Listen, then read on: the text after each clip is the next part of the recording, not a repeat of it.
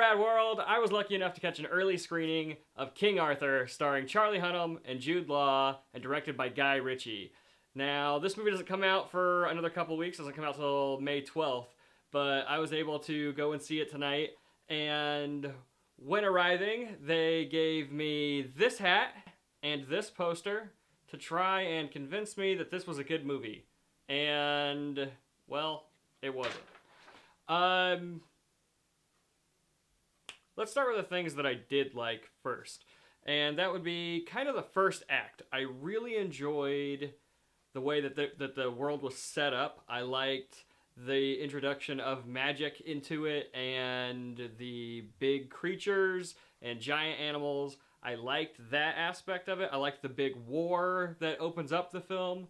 That was a lot of fun. The score really brings to life the action sequences in the film. It has that punk rock style that Guy Ritchie brings to a lot of his movies. Performance-wise, I really liked Eric Bana's performance as Arthur's father, and I really liked Jude Law's performance as well. Overall art design is really great. I like the way that a lot of the things look in the film as far as their style, but not necessarily the way that they were done in certain cases, and I'll get there in a minute. Growing up, I really liked the stories of King Arthur and Merlin and the Knights of the Round Table and the Lady of the Lake. I really enjoyed all these stories. So knowing all the lore and all those things, going into this, I wasn't sure how this was going to play out with Guy Ritchie's style. And that was a major concern going in. And that is kind of the biggest issue I have with the movie, and that is that when it is definitely like Guy Ritchie's style, when it's the characters all standing in a circle kind of talking and it's flashing to what they're talking about, back to them talking, back to what they're talking about, that whole thing that he does in every single movie that he's ever made, that feels wrong here. It doesn't feel like it works in this medieval environment. The characters that are providing the dialogue for these scenes just have no charisma, and that's a very big issue in a Guy Ritchie film.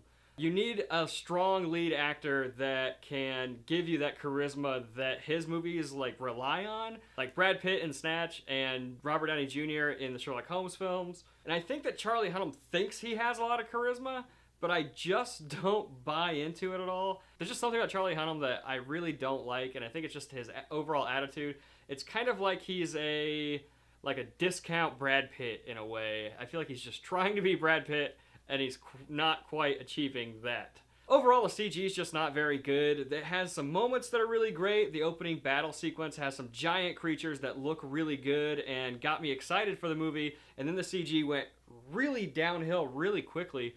A lot of CG animals in this movie, and that none of them look really good. You can really tell that they're CG, which bothers me in a movie that relies so heavily upon using these CG animals. The majority of the action in this film is very stylized, almost like a video game cutscene. It involves CG characters fighting each other in CG environments, and you could just clearly tell none of it's real. And when you CG a human being, it just never really looks that great, and it's very clear that's what it is in this movie. And it's just sad. I was hoping for a little bit more grounded action, I think, and they have moments of that in the beginning, in the first act, and it's great. The overall story isn't bad. If you put it on paper, it probably reads pretty good.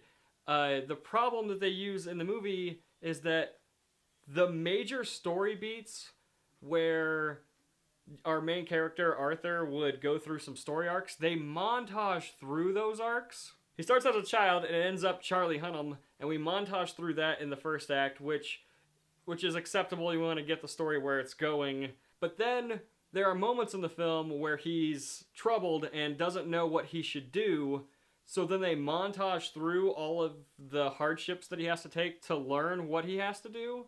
And then you think, all right, this character's finally on board with what he needs to do, and then it moves forward a little bit, and then he's like, I don't know if I should do it or not, and then it montages again, and then he comes out and he's like, all right, I'll do it. Like, every time he has a struggle, they don't allow you to, like, be with him on the struggle or see his character really deal with that struggle. They just montage through it until he's done with it. It was kind of lazy storytelling. And a lot of those montages are just him fighting giant CG animals.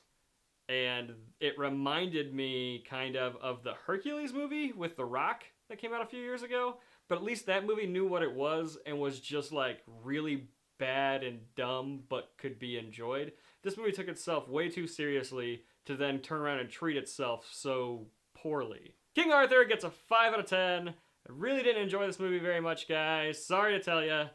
I would wait until Netflix, maybe, DVD, whatever you guys want to go pick it up on. I don't know that I'd waste your time in theaters to see this one, but there's nothing really coming out on that weekend other than this movie, so maybe go out to a drive-in and see it. It might be drive-in worthy, you know. There's a lot of things that I'll go and watch at a drive-in. I don't know about you. Let us know that you like this video by hitting that like button. And if you want to see more reviews from us, be sure to hit the subscribe button down there and check out what's over there for some previous reviews that we did over on Rad Entertainment. I hope you guys enjoyed the new channel. Be sure to go check out Rad Games for some video game content and Rad Entertainment for future vlog episodes. Thanks for joining us this week on review, and we'll catch you guys next time when we review something else.